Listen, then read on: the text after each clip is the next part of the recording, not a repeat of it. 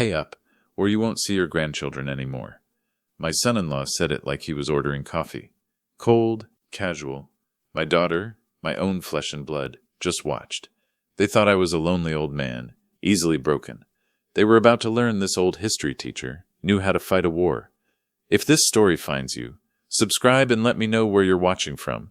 It helps to know I'm not alone in this world. It started long before that night. It started with the air in my daughter's house. It always felt wrong, thin, temperature controlled. It smelled expensive and fake, like vanilla and plastic sandalwood. It was a beautiful house, I won't deny that. All glass and sharp angles, gray furniture that looked like it was designed to be admired, not sat on. White marble floors that clicked under my sensible shoes. It looked like a magazine photo, not a home. I always felt clumsy there, like a dusty old book in a sleek modern library. I taught history for 35 years.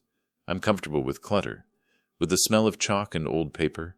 My own small house is filled with memories, worn-out armchairs, photos covering every surface. Here, everything was sterile, cold, lifeless. I sat on a leather sofa that probably cost more than my car. I shifted my weight. The leather squeaked loud in the silent room. I rubbed my wedding ring, a habit I'd developed since Margaret passed. I missed her warmth. I missed her laughter. This house had none of that.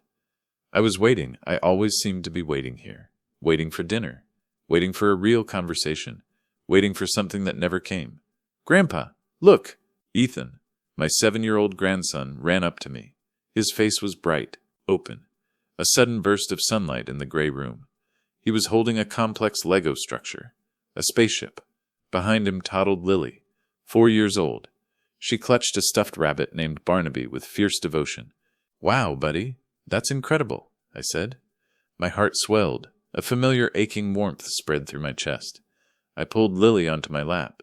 They smelled like cookies and sunshine. Real smells. They were my anchor. Since Margaret passed away 2 years ago, these children were the only thing keeping me from drifting away entirely. Grief is a silent ocean. They were the shore. They were the reason I endured these stiff Sunday dinners. But I had no idea how high the price of admission was about to become. Lisa, my daughter, walked into the room. Impeccable, as always. Her blonde hair perfectly smooth, her clothes crisp white linen, but I saw it. The tightness around her eyes, lines that hadn't been there a year ago. Stress, or something colder. "They've been wild today," she said. She offered a brief, distracted smile. It didn't reach her eyes. She immediately checked her reflection in the large, ornate mirror above the fireplace, adjusting an earring that was already perfect. "They're kids, Lisa. Wild is their natural state," I replied gently. She sighed. A small, sharp sound. "Easy for you to say, Dad. You get to leave." I let it slide. I always let it slide. But this time, the silence that followed felt heavier, sharper, like a warning I couldn't decode. Then David, my son-in-law, entered the room. He didn't greet me. He didn't even look at me. He walked straight to the sleek built-in bar. It hissed open. He poured himself a generous measure of scotch.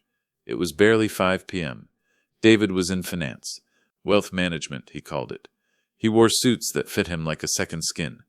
He spoke in a language of leverage, assets, and market volatility. A language designed to exclude people like me. "Dinner is ready," Lisa announced. Her voice was tight, brittle. We moved to the dining room. The table was a massive slab of polished marble, cold to the touch. I sat at one end. David sat at the other. The distance felt vast. Intentional, like a demilitarized zone. The meal was quiet, too quiet. The clinking of expensive silverware on expensive plates. Ethan chatted about his soccer game. Lily told a long, rambling story about Barnaby the rabbit. I tried to catch Lisa's eye, to share a moment of parental amusement, a shared smile, but she was focused on her plate, pushing her salmon around with her fork. She wasn't eating. David ate quickly, mechanically. He checked his phone under the table. Once, twice. His jaw was tight. The muscle in his cheek twitched. I knew something was wrong. The invitations had become less frequent. Over the past few months, the phone calls shorter, always rush. There was an atmosphere of tension in the house that the scented candles couldn't mask. The sense of impending doom hung heavy in the air. I just didn't realize the doom was aimed directly at me. Once the plates were cleared, Lisa quickly ushered the children upstairs. "Bath time," she announced. Ethan protested. He wanted to show me his new video game. "Not tonight, Ethan," Lisa said sharply. She grabbed his hand, pulling him away. He looked back at me, confused. I gave him a small wave. My stomach twisted. The real purpose of the evening became clear. I had been waiting for the other shoe to drop. And here it was. The silence in the dining room was suddenly very loud. David leaned back in his chair. He swirled the scotch in his glass. The ice clinked softly. A sound like tiny bones breaking. "Thomas," he began. His voice was smooth, practiced, the tone he likely used for clients he was about to persuade into a risky investment. "We need to discuss a few things." "All right," I said. A cold dread was already settling in my stomach. My hands felt clammy. I knew this tone. It was the sound of a trap snapping shut. "Lisa and I were facing some headwinds," he said. He used that word, headwinds. "The market is unpredictable right now. Liquidity is tight." I looked around the room. The original art on the walls. The massive windows overlooking the professionally landscaped backyard. The subtle glow of the expensive lighting. Headwinds seemed like a relative term in this environment. They were surrounded by wealth. "I'm sorry to hear that, David. Is everything all right? Is Lisa okay?" He smirked. A quick, unpleasant twist of his lip. It was gone in an instant, replaced by a look of practiced concern. "It will be, but it requires some adjustments. Some reorganization of assets." He paused. He looked me straight in the eye. The mask slipped. His gaze was flat, cold, like a shark's. "Your assets, Thomas." I stared at him, genuinely confused. "My assets? I don't understand. I have my pension." "The house? It's very simple," David continued. His tone hardened. The polite facade cracked, revealing something ugly underneath. "You live alone. Your house is paid off. Your expenses are minimal." He leaned forward. "Margaret left you comfortable." My blood ran cold, the casual mention of her name. Margaret. My Margaret. We had saved every penny. We drove old cars. We clipped coupons. We skipped vacations. We did it so we could retire without worry, so we could help Lisa with college, so we could spoil our grandchildren. Comfortable meant I didn't have to worry about the heating bill. It didn't mean I was wealthy. It certainly didn't mean I was their personal bank. "We have significant expenses," David said. He gestured around the room as if presenting evidence in a courtroom. "The mortgage on this place is astronomical. The 2 cars. The private school tuition for Ethan and Lily. The country club membership. It all adds up."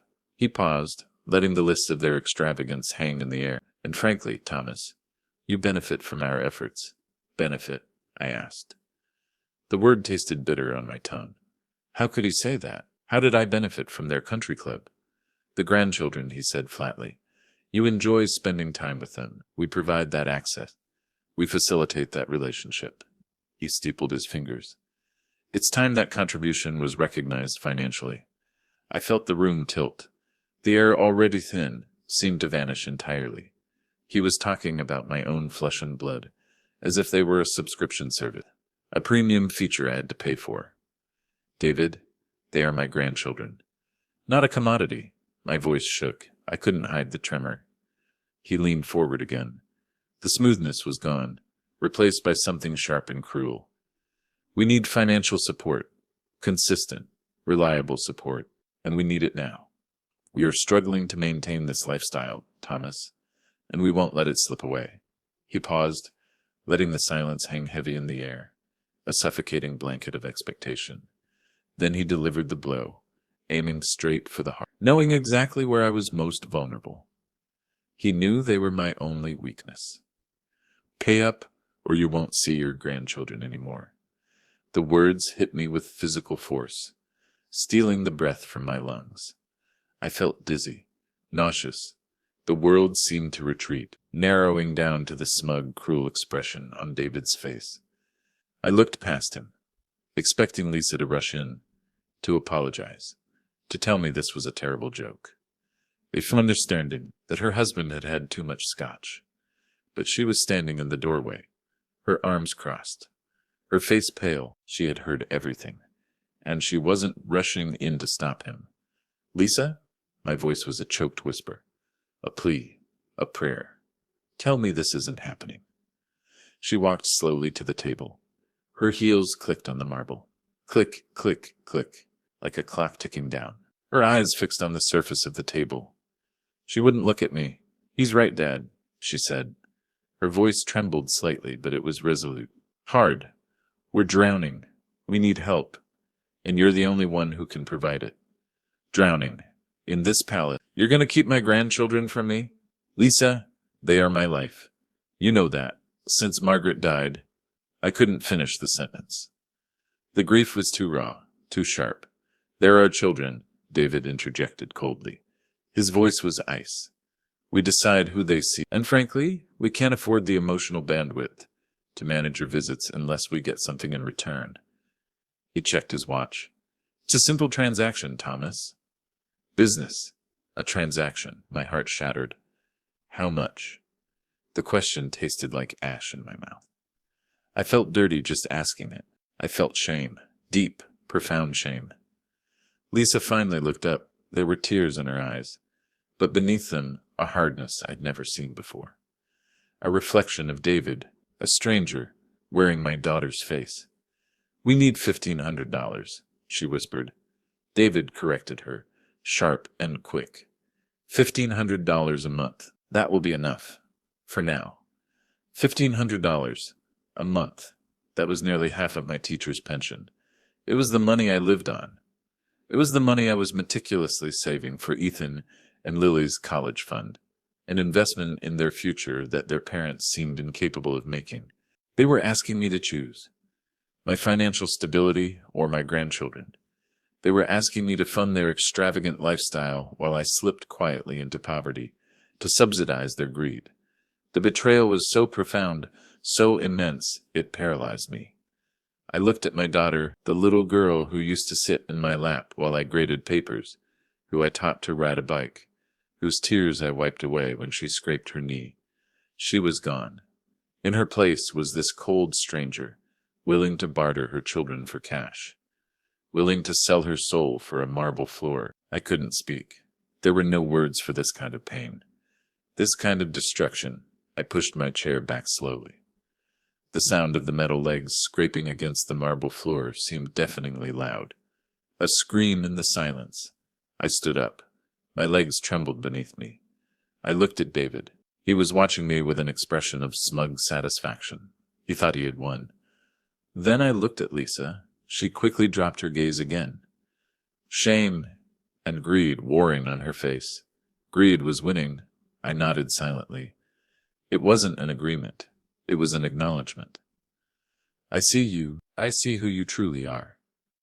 The mask was off. I turned around and walked out of the dining room. I didn't grab my coat. I didn't say goodbye. I just walked out the front door, leaving the cold, expensive house behind me. The silence ringing in my ears, smell of vanilla and sandalwood clinging to me like a shroud. The drive home was a blur. Streetlights and tears. My hands gripped the steering wheel so tightly my knuckles were white. I felt shattered, broken into a million pieces. When I walked into my own house, the house Margaret and I had shared for 30 years, the silence was heavy. It was usually a comforting silence, filled with memories of laughter and love. Tonight, it felt accusing. Empty. The walls seemed to whisper the ultimatum: pay up or you won't see them anymore. I sat in my old armchair, the one Margaret always used to curl up in. The fabric was worn, comfortable. I stared at the photos on the mantel. Lisa's graduation, her smile, so bright, so full of promise. Their wedding day. David, looking sharp. Lisa looking radiant. The first time I held Ethan, a tiny bundle of warmth and love. Each memory, once a source of pure joy, now felt tainted, poisoned by the demand, by the transaction. I didn't sleep that night. I sat in the dark, the numbers swirling in my head. 1,500 a month, 18,000 a year. In 5 years, my savings would be depleted. Everything Margaret and I had worked for, gone in 10 years. I'd be destitute. I'd be exactly what we had worked so hard to avoid. A bird, a poor old man begging for scraps. And for what? To buy access to my grandchildren. What kind of relationship would that be? How could I look Ethan in the eye, knowing I was paying for the privilege of his hug? How could I teach them about integrity, about kindness, when I was participating in extortion? It was blackmail, emotional blackmail, the cruelest kind, but the thought of never seeing them again, never hearing Lily's infectious giggle, never feeling Ethan's small hand slip into mine. It was unbearable, a physical ache that radiated through my entire body, a gaping wound. I almost convinced myself paying the ransom was the only option. My pride was less important than their presence. I reached for my checkbook. My hand hovered over the pen. But then a wave of anger, hot and sharp, cut through the grief. How dare they? How dare they disrespect everything Margaret and I had built? Our sacrifices, our love. How dare they assume my life was worth less than their country club membership? Their lease cars? Their marble floors? I put the checkbook down. No, I wouldn't let them win. Not like this. They had underestimated me. They saw a grieving old man. They didn't see the man who had spent 35 years building a life on principles. The next morning, Monday, I felt hollowed out. I made coffee out of habit. It tasted bitter. I looked at the phone. A foolish hope flickering in my chest. Maybe Lisa would call. Maybe she would tell me it was all a terrible mistake. That David had been stressed. Or drunk. That she didn't mean it. The phone remained silent. The silence confirmed the reality. They were serious. They were willing to sever the connection. To use their children as weapons. To burn the bridge if I didn't pay the toll. I wandered through the house. Restless. Angry. The walls felt like they were closing in on me. I needed help. I needed clarity. But who could I ask? My friends wouldn't understand the depth of this betrayal. They would offer platitudes. Empty comfort. I needed someone who understood the cold, hard reality of the world. Someone who knew how to fight. Someone who knew how to fight dirty. And that realization brought a name to mind. A name I hadn't spoken in years.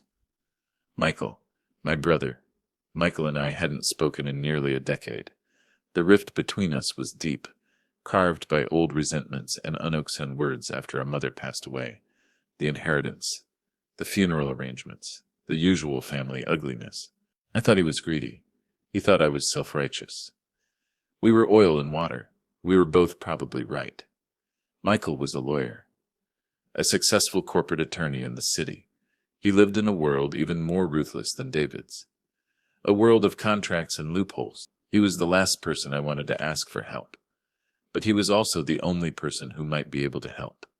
Reaching out to Michael meant swallowing my pride. It meant admitting I was vulnerable. That I needed him. It meant confronting the messy history that lay between us. And risking rejection. Again, I paced the floor, the humiliation burning in my throat. I didn't want to beg, but the image of Ethan and Lily's faces pushed me forward. I would do anything for them. Even this. I picked up the phone.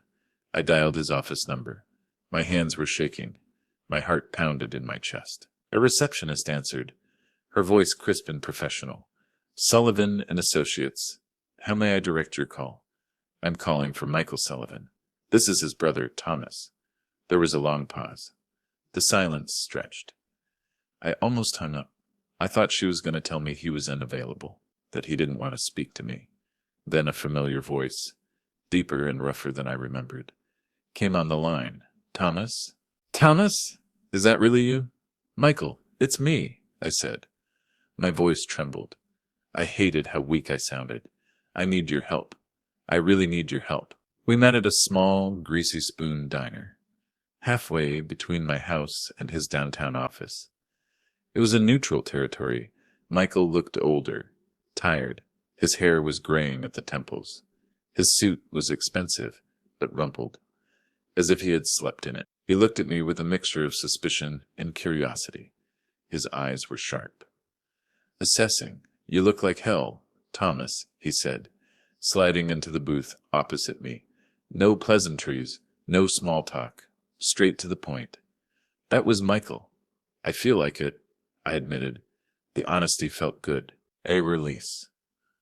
We ordered coffee, black for both of us. The silence between us was awkward, heavy with the weight of the past decade, filled with all the things we hadn't said, the apologies we hadn't offered. So, Michael said finally. He wrapped his hands around the warm mug. He stirred his coffee long after the sugar had dissolved. A nervous habit he'd had since we were kids. What's so important that you had to break a 10-year silence? Must be serious. You wouldn't call me otherwise. I told him everything. The Sunday dinner, the demands, the $1,500 a month, the ultimatum, the transaction. I didn't hold anything back. I laid bare the ugliness of the situation, the depth of my despair, the cold cruelty of my own daughter. It felt shameful to admit it, that I had raised a child capable of this. As I spoke, Michael's expression changed. The suspicion faded, replaced by a growing anger, a cold fury I recognized, a familiar protective instinct I hadn't seen in years. When I finished, he was silent for a long time, staring into his coffee cup, his jaw clenched. They're using the children as leverage, he said finally, his voice low and dangerous. That's despicable, even for Lisa. He had never particularly liked my daughter, found her entitled even as a child. I used to defend her. Now, I wasn't so sure. Maybe he saw something I had missed. I know, but what can I do? If I don't pay, I lose them, Michael. I can't lose them. Michael looked up, his eyes sharp and focused, the look of a predator scenting blood, the lawyer brain engaged. No, you don't. You fight. You fight back hard. A flicker of hope ignited in my chest, a small ember in the ashes. How? Grandparents' rights? I looked it up. It's complicated. Michael shook his head dismissively. That's a long, messy battle. Expensive. And frankly, the courts favor the parents, unless there's clear evidence of abuse. We need something stronger. We need leverage of our own. We need to hit them where it hurts. He paused, thinking. Calculating. This David? You said he's in wealth management? Which firm? I told him the name of the prestigious firm David worked for. Peterson Hayes. Downtown. High floors. City views. He talks a big game. But they said they're drowning, I added. People who talk a big game usually have something to hide, Michael said. A grim smile touched his lips. A shark smile. And people who are drowning don't ask for a life raft. They grab the nearest thing and pull it under with them. He leaned forward, his voice dropping to a whisper. Let me do some digging. Let me see what kind of trouble your son-in-law is really in. He paused. People don't resort to extortion, unless they are truly desperate. And desperate people make mistakes. The tension between us seemed to melt away, the decade of silence forgotten, replaced by a shared sense of purpose. For the first time in years, we were brothers again, united against a common enemy.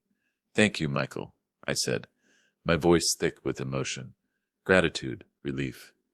Don't thank me yet, he said gruffly. He signaled the waitress for the check. He pulled out a crisp $100 bill and dropped it on the table. We have work to do. And Thomas? Don't contact them. Don't answer their calls. Let them sweat. Tuesday arrived. The second day since the ultimatum, the silence from Lisa was deafening. No calls, no texts, no sign of remorse. But I felt different.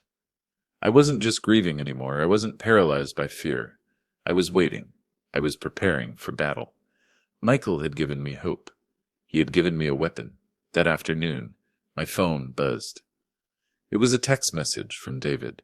Thomas, we expect the first payment by tomorrow. Wire transfers preferred. Account details attached. Don't make this difficult. Think about the children. The audacity was staggering. The thinly veiled threat. The cold professionalism of the demand. As if I was paying a utility bill. Not a ransom for my grandchildren. I wanted to scream at him. To call him the monster he was. But Michael had warned me. No contact. Let them think they are in control. Let them dig their own grave. Forward everything to me. I forwarded the message, my hands trembling with rage, but also with a strange sense of satisfaction. He had made a mistake. He had put his extortion in writing. Michael called me immediately. His voice was energized. Good, he put it in writing. The idiot. We have proof of the extortion now. But that's small potatoes, Thomas. Small potatoes compared to what I found. What is it? I asked, anxious. My heart pounded against my ribs. I hired a private investigator, Michael said. Evelyn Reed. She's the best. Former forensic accountant. She doesn't miss a thing. I use her for messy corporate cases. Evelyn Reed. The name sounded sharp, efficient. What did she find? It's interesting, Michael said, his voice grim. On the surface, David looked successful. The fancy title, the prestigious firm, the big house. But it's a house of cards, a facade. He paused. I could hear papers shuffling in the background. Evelyn dug deeper. He's leveraged to the hilt. The mortgage is underwater. The cars are leased. He has massive credit card debt. Hidden under shell companies. They are bleeding money. I knew they were struggling, but that's not the half of it, Thomas. Michael interrupted. He's been moving money around in ways that are highly questionable. Offshore accounts. Shell companies. It smells bad. Really bad. What do you mean, questionable? I mean, Thomas, Michael said slowly, letting the words sink in, that I think your son-in-law is a criminal, a thief. I think he's embezzling money from his clients. The realization hit me hard. A punch to the gut. It wasn't just greed. It was desperation. They weren't just trying to maintain their lifestyle. They were trying to cover up a crime. They were trying to plug the holes in a sinking ship. And they were using me as a life raft. The twist changed everything. The situation was so much worse than I imagined. My daughter was married to a thief, a con man, and she was complicit in his extortion, to cover his tracks, to save her own skin. A new fear gripped me, colder and sharper than the fear of losing them. If David was a criminal, if he was stealing millions of dollars, what kind of danger were Ethan and Lily in? If his world collapsed, and it seemed inevitable that it would, they would be caught in the wreckage. The scandal, the shame, the financial ruin, the foster care system. We have to be careful, Thomas, Michael warned, sensing my fear. His voice was serious. If we expose him, Lisa's life will implode. She might even face charges. The children will suffer. We need to weigh the consequences carefully. We also need more proof, Michael continued. Evelyn has the external financials, but we need internal documents. We need to know exactly what he's doing, and who he's doing it to. We need irrefutable proof before we make a move. How do we get that? There's always a leak, Michael said. Someone in that firm knows something. Someone who feels overworked, underappreciated, or just plain nervous. Evelyn is working on finding them. Later that evening, Michael called again. His voice was tight with excitement. Evelyn found our leak, he said. A junior associate at Peterson Hayes, Daniel Chen, young kid, fresh out of business school, scared out of his mind. Daniel Chen, another name, another player in this sordid game. What's his story? Apparently, David has him doing the dirty work, Michael explained. Falsifying documents. Moving the money. Chen realized what was happening. He started covering his own tracks, keeping copies of everything. Is he willing to talk? I asked. He is now, Michael said, a dark satisfaction in his tone. Evelyn convinced him that cooperating was his only option if he wanted to salvage his career and stay out of jail. And he's sending over the internal documents tonight. We'll have everything we need. The smoking gun. But I needed something more. I needed to understand the human cost of David's crimes. It wasn't just about the money. It was about the betrayal of trust. Michael, I want to know who he stole from, I said. Thomas, that's not necessary. We have the proof. We have the documents from Chen. It is necessary for me, I insisted. I need to look them in the eye. I need to know the faces behind the numbers. Michael sighed. He understood. All right. Evelyn identified one of the victims, one of the first he targeted, an elderly woman. Mrs. Albright lives in a retirement community downtown. David drained her life savings, nearly $500,000. Mrs. Albright. My heart ached for her. She could have been me. She could have been Margaret. I went to see her the next morning, Wednesday, the third day, the deadline for the payment. The retirement community was nice enough, but it wasn't the opulent luxury David enjoyed. Mrs. Albright met me in the common room. She was frail. Her hands trembled, but her eyes were sharp, intelligent. "Mr. Sullivan, your brother said you wanted to talk about David Miller," she said, her voice papery thin. "Yes, Mrs. Albright. I'm his father-in-law." Her eyes widened slightly, a flicker of surprise, then suspicion. "Oh, I see."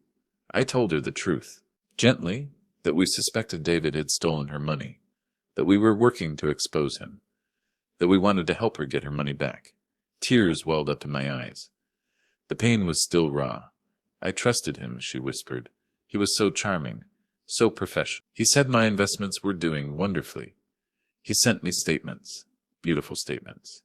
She paused, her voice breaking. "But when I needed the money for my grandson's medical treatment, it was gone, all of it. He said the market crashed. He said it was bad luck. The reality of David's crimes crashed down on me. It wasn't just numbers on a spreadsheet. It was lives ruined, futures stolen, trust shattered. He was a monster. We will stop him, Mrs. Albright. I promised. I swear it." I left Mrs. Albright's apartment feeling a strange sense of calm. The turmoil of the past few days had settled into a quiet determination, a cold resolve. I knew what I had to do, and I knew the cost. Was it worth it? Was it worth destroying my daughter's life, even if it meant protecting my grandchildren, even if it meant justice for Mrs. Albright? I felt a pang of guilt, a desperate urge to protect Lisa from the consequences of her own choices. As I could just warn her, give her a chance to come clean, to run. I thought about Margaret. I thought about the values we had tried to instill in Lisa: honesty, integrity, responsibility. She had abandoned them all. She had chosen this path. I realized that sometimes love meant being strong enough to let things break, so they could be rebuilt properly. I couldn't save Lisa from the mess she had created, but I could protect my grandchildren. I could protect my legacy. I called Michael. "We do it," I said, my voice firm. "We expose him, but we need to protect the children." "Agreed," Michael said. "I'm already drafting the paperwork for an emergency custody petition. With the evidence we have, the extortion, the embezzlement, the unstable home environment, we have a strong case. A very strong case." I dressed carefully. I wore the suit I had worn to Margaret's funeral. It felt appropriate. I was mourning another loss today. The loss of the daughter I thought I knew. I looked in the mirror. I saw an old man, tired and grieving, but also resolute, strong. They had to underestimate me. They would regret it. Michael came to my house in the morning. He was wearing a fresh suit, crisp and sharp. He looked ready for court. He was holding a large black envelope. It was thick, heavy with the weight of the documents inside, the evidence. "Are you ready, Thomas?" he asked, his expression serious. He looked tired, but there was a spark of anticipation in his eyes, the thrill of the fight. "We have everything," he said. "The bank statements, the transaction records from Daniel Chen, the testimonies from Evelyn Reed and Mrs. Albright. It's a slam dunk. He's going to jail for a long time." I nodded. "I'm ready. I'll be waiting in the car," Michael said. "If you need me, I'll be right there. And I've contacted the authorities. Detective Miller from the Financial Crimes Unit. He's on standby. Once you give the signal, they will move in. They are eager to make an arrest. Peterson Hayes is a big name." I took the envelope. It felt like a shield, a weapon, a bomb. The drive to Lisa and David's house was different this time. I noticed the details: the crisp autumn air, the changing leaves, the normalcy of the world outside my car window, contrasting sharply with the drama about to unfold, the destruction I was about to cause. When I pulled into their driveway, I noticed David's BMW parked next to Lisa's Mercedes. The symbols of their success, their arrogance, their deception, all bought with stolen money. I walked up the path to the front door. My steps were measured, deliberate. I rang the bell. The sound echoed in the quiet street. David opened the door almost immediately. He was smiling, a triumphant, greedy smile. He must have been watching for me from the window, waiting for his payday. "Thomas, good to see you," he greeted me. His voice dripped with false warmth. "I'm glad you came to your senses. It's the best thing for the children. They miss their grandpa." The hypocrisy was breathtaking. He ushered me inside. The air was thick with that artificial vanilla scent, the smell of lies. It made me sick. Lisa was waiting in the hallway, her arms crossed, her expression anxious but expectant. She looked pale, stressed, the weight of their secret pressing down on her. "Hello, Dad," she said, her voice strained, tight. "Lisa, David," I greeted them calmly, my voice neutral, giving nothing away. We stood in the foyer, the silence stretching between us. The tension was palpable, a live wire humming in the air. The anticipation, the greed. "So," David said, unable to contain his impatience. He gestured towards the black envelope in my hand, his eyes bright with avarice. "Did you bring it? The first payment?" "We prefer a cashier's check, actually. Less hassle than a wire transfer." I looked at him, the mask of the successful wealth manager slipping to reveal the desperate con man underneath. The gambler who had lost everything. Then I looked at my daughter, who was watching me with a mixture of hope and shame. Hoping for the money, ashamed of the method. "I brought this," I said, holding out the black envelope. My hand was steady. David snatched it from my hand, his fingers clumsy in his eagerness. A junkie needing the fix. Lisa leaned in close, her eyes fixed on the envelope. Relief washed over her face. The crisis averted, the lifestyle secured. They thought it contained money, a check, a surrender, the continuation of their comfortable lives. The price of my submission. David tore open the flap. He pulled out the thick stack of papers. His smile faltered, his brow furrowed in confusion. This wasn't a check. This wasn't money. He read the first page, his lips moving silently. The color drained from his face, leaving a sickly gray pallor. His skin turned clammy. What is this?" he stammered. He shuffled through the documents. His hands started to tremble. Bank statements, transaction records, offshore accounts. "What is this, Thomas? Some kind of joke?" Lisa took the papers from his hand and started reading. Her reaction was immediate, visceral. She gasped, her hand flying to her mouth, her eyes wide with horror, with realization. "David, what have you done?" she whispered. The realization crashing down on her, the truth exposed. She looked at me, confused, betrayed. "Dad, what is this? Why do you have this?" "It's quite simple," I said, my voice calm and steady, echoing David's tone from 3 days earlier, the tone of a transaction. "It's the evidence of your husband's embezzlement. Proof that he has been systematically stealing money from his clients for the past 3 years. Millions of dollars." I mentioned her name. "Mrs. Albright sends her regards." David stared at me, speechless, his mouth opening and closing, a fish gasping for air. His face turned an ugly shade of red, his composure shattered. The mask gone. "You bastard," he roared, stepping towards me aggressively. His fists clenched. "You lying old man. This is slander. These are fake documents. You can't prove anything." "No, it's the truth," I replied calmly, standing my ground. I wasn't afraid of him. Not anymore. My brother is a lawyer, a very good one. He found everything, the fake investments, the shell companies, the missing millions. I paused. "And we have a witness, Daniel Chen. He told us everything." David stumbled back. The name hit him like a physical blow. "He knew it was over.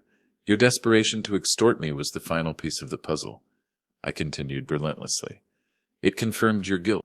Lisa was frantically flipping through the pages, the reality of the situation sinking in. The house of cards they had built was collapsing around them, the marble floors cracking beneath their feet. She looked at David, her expression shattered. the betrayal in her eyes mirroring what I had felt 3 days ago, the pain of realization, the horror of the truth.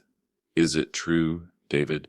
she screamed, tears streaming down her face, the impeccable facade crumbling. "Did you steal the money?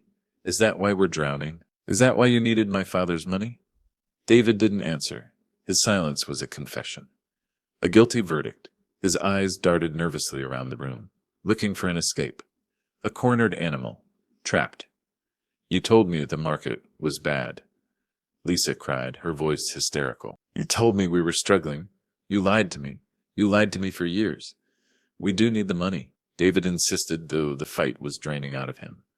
His voice desperate, pleading. I was going to pay it back. It was just a temporary loan. I had a plan. A sure thing. "They always say that," I said coldly. "But the money never comes back. It just disappears. Like your integrity, like your soul, like your future." David pointed a shaking finger at me, his eyes blazing with hatred. "You ruined me. You ruined everything. I will sue you. I will destroy you." "You destroyed yourself, David," I said, my voice unwavering. "And you tried to destroy me in the process. You used my grandchildren as weapons. You tried to extort me to cover up your crimes. You threatened the wrong man. And you, Lisa," I turned to my daughter. Her face was streaked with tears, her expression broken, unrecognizable. The little girl I loved, lost. "You helped him. You stood by him while he threatened me. You put a price on my love, on your children's love. I didn't know," she sobbed, her body shaking.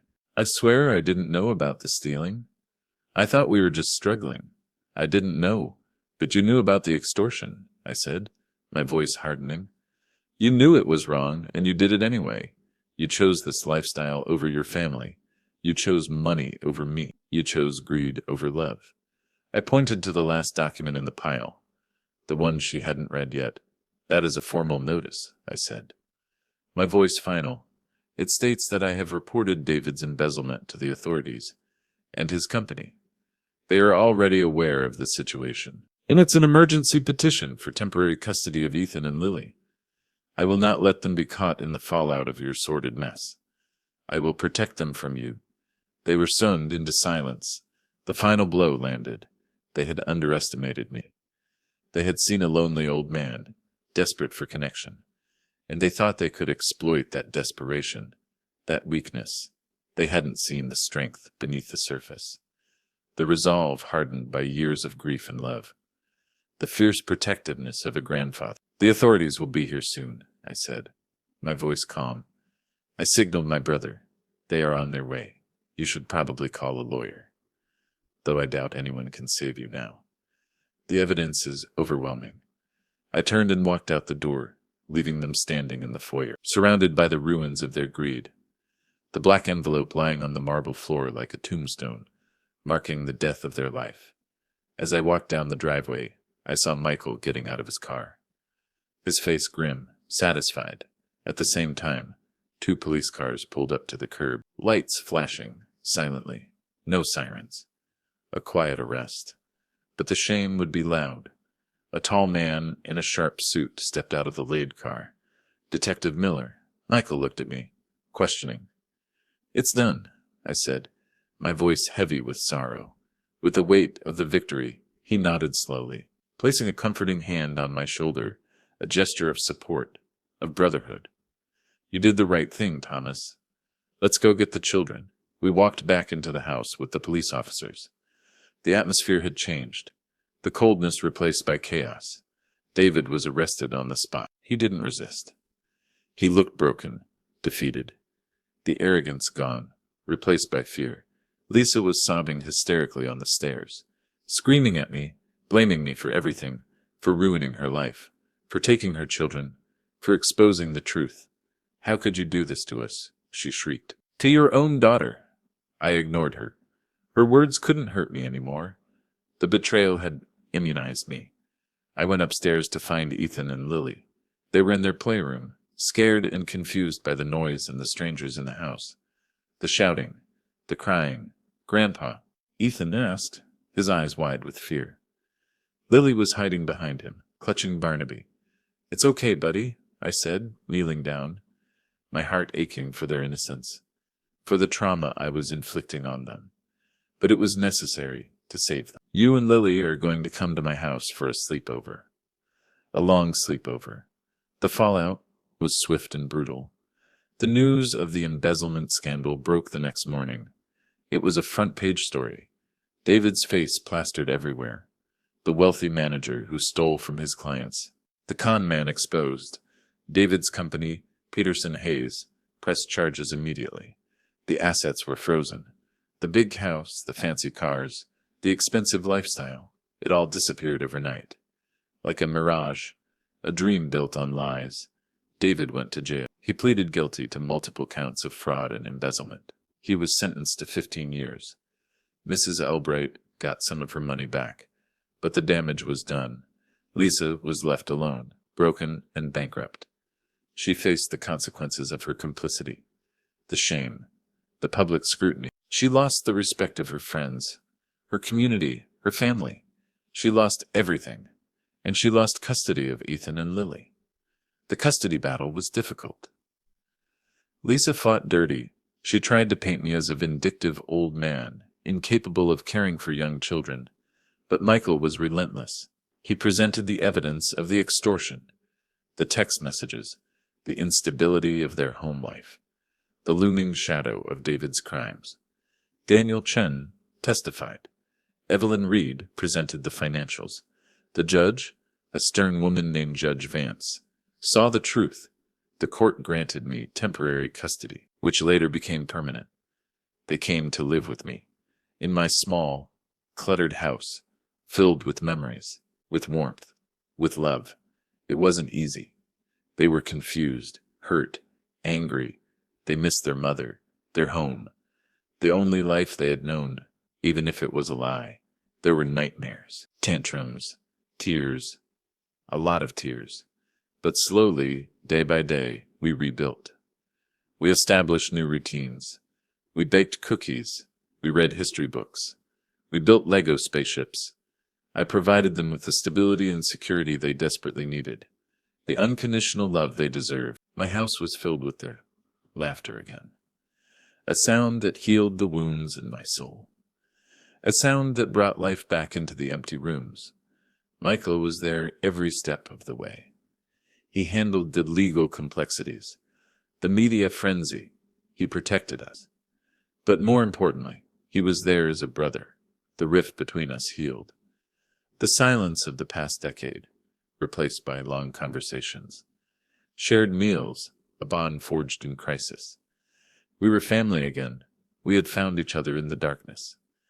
Lisa came to visit sometimes, supervised visits, ordered by the court.